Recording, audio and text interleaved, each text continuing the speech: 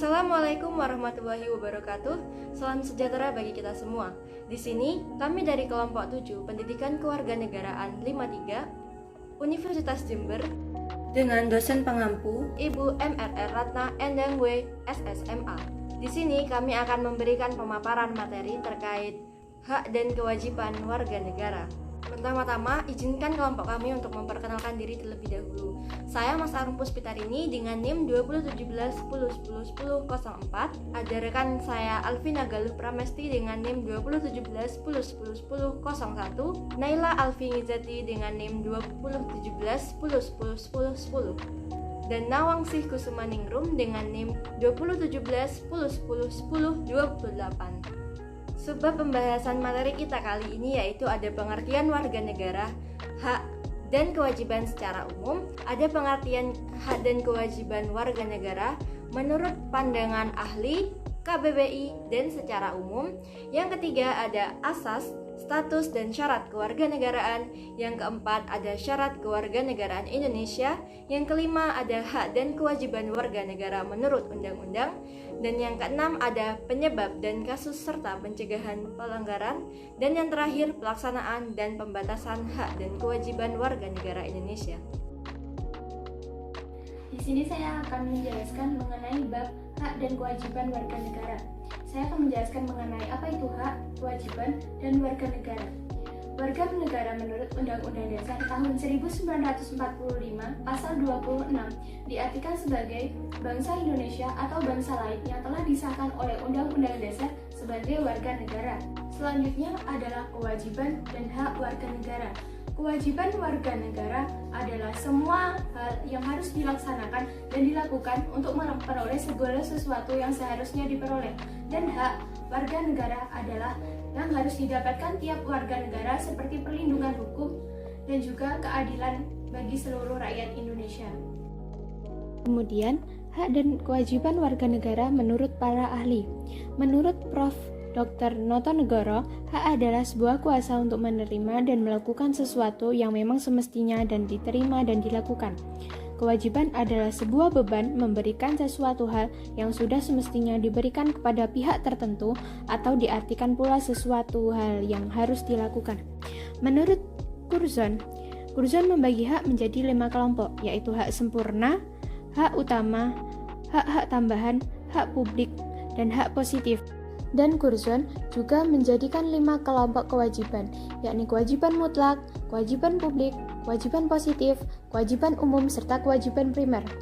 Ketiga adalah Suarjono Suekanto yang membedakan hak menjadi 2 pengertian, yaitu hak searah yang merupakan hak yang ada dalam perjanjian, serta hak jamak yang meliputi hak kepribadian tubuh, kebebasan, kekeluargaan, serta hak cipta atau merek. Kesimpulannya, hak dan kewajiban dapat diambil garis bahwasanya adalah suatu gambaran atau hubungan timbal balik antara apa yang seharusnya dilakukan dan diterima oleh warga negara dalam upaya bertanggung jawab untuk melindungi, memajukan bangsa negara, dan memperoleh posisi perlindungan kebebasan yang sama. Selanjutnya, saya akan menjelaskan mengenai konsep hubungan bangsa, negara, dan juga warga negara.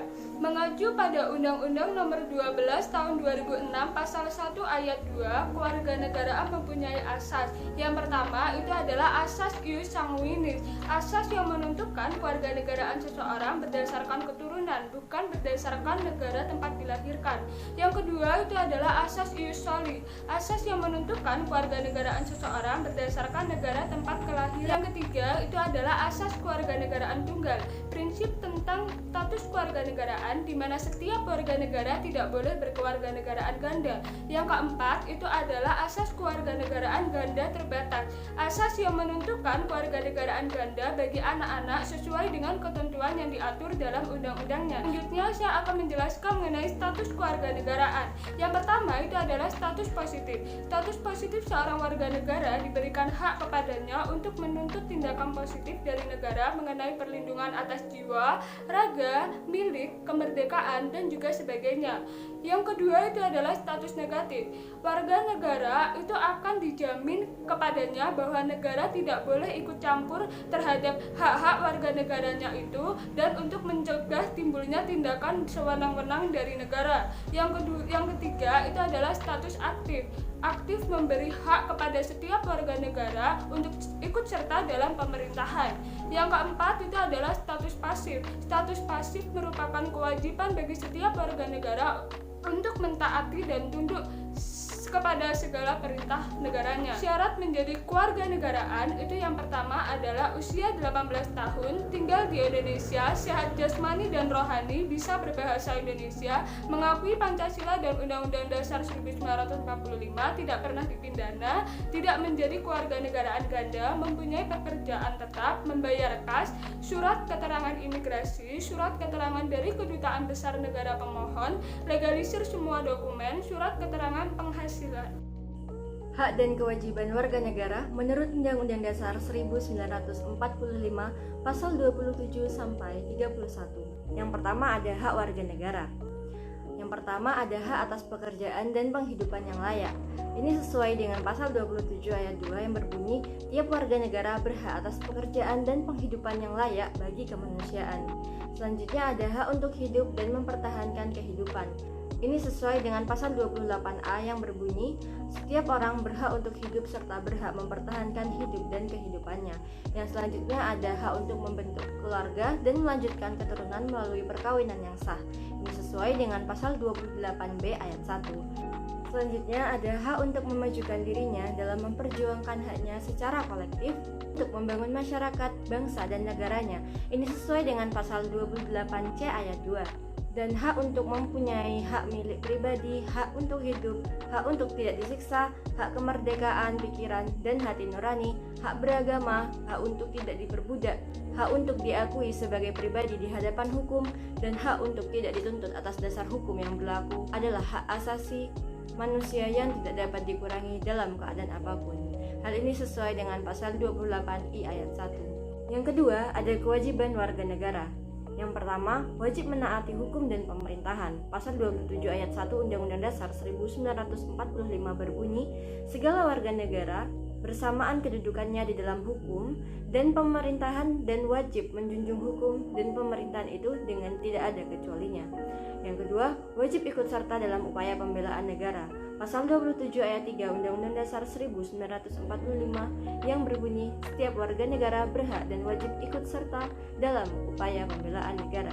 Yang ketiga, wajib menghormati hak asasi manusia orang lain, di mana tertuang dalam pasal 28J ayat 1 yang berbunyi, setiap orang wajib menghormati hak asasi manusia orang lain.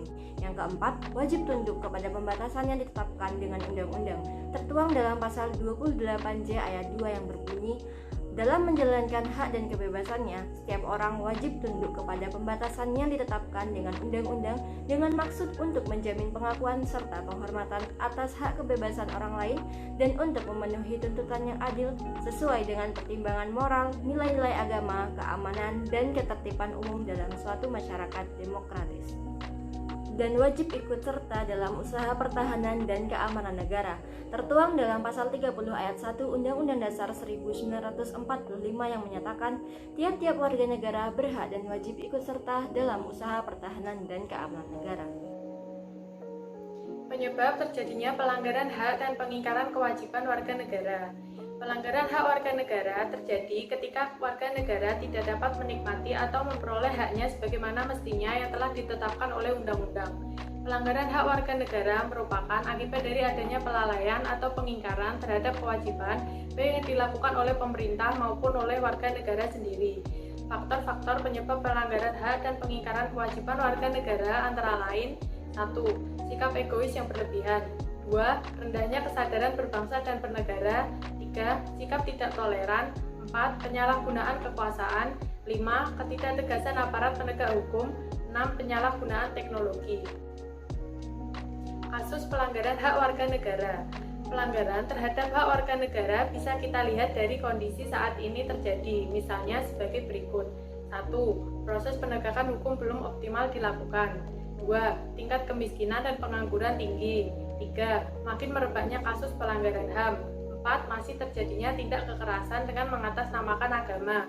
5. Angka putus sekolah tinggi. 6. Pelanggaran hak cipta. Kasus pengingkaran kewajiban warga negara. Warga negara banyak tidak melaksanakan kewajibannya sebagaimana yang telah ditetapkan dalam undang-undang. Hal tersebut disebabkan oleh tingginya sikap egoisme, sehingga pikirannya hanya memikirkan bagaimana cara mendapatkan haknya namun kewajibannya terlupakan. Misalnya, 1. Membuang sampah sembarangan. 2. Melanggar aturan berlalu lintas. 3. Merusak fasilitas negara. 4. Tidak membayar pajak pada pemerintah. 5. Tidak berpartisipasi dalam pengamanan lingkungan. Upaya pencegahan dan penanganan pelanggaran hak dan kewajiban warga negara. 1. Supremasi hukum dan demokrasi harus ditegakkan. 2. Mengoptimalkan peran lembaga-lembaga selain lembaga tinggi negara yang berwenang dalam penegakan hak dan kewajiban negara. 3. Meningkatkan kualitas pelayanan publik untuk mencegah terjadinya berbagai bentuk pelanggaran hak dan pengingkaran kewajiban warga negara oleh pemerintah. 4. Meningkatkan pengawasan dari masyarakat dan lembaga-lembaga politik terhadap setiap upaya penegakan hak dan kewajiban warga negara. 5. Meningkatkan penyebar luasan prinsip-prinsip kesadaran bernegara kepada masyarakat melalui lembaga pendidikan formal maupun non-formal. Selanjutnya, saya akan menjelaskan mengenai pelaksanaan hak dan kewajiban. Yang pertama, itu adalah hubungan hak dan kewajiban. Hak dan kewajiban itu memiliki hubungan yang tidak bisa dipisahkan. Hak dan kewajiban akan selalu berdampingan. Di mana ada hak, maka akan ada kewajiban yang harus dilakukan. Setiap warga negara tidak boleh hanya menuntut haknya, tetapi juga harus melakukan apa yang sudah menjadi kewajibannya.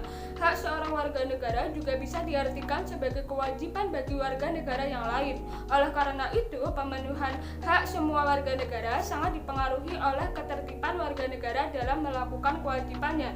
Jadi, jelas sekali bahwa diri kita sendiri harus tertib memenuhi kewajiban demi mendapatkan suatu hak. Setiap hak yang kita miliki harus tidak merugikan orang lain. Agar tidak merugikan orang lain, maka kita harus menggunakan hak dengan sewajarnya. Selain itu, kita juga harus menghargai dan melindungi hak orang lain, sehingga semuanya bisa berjalan seimbang.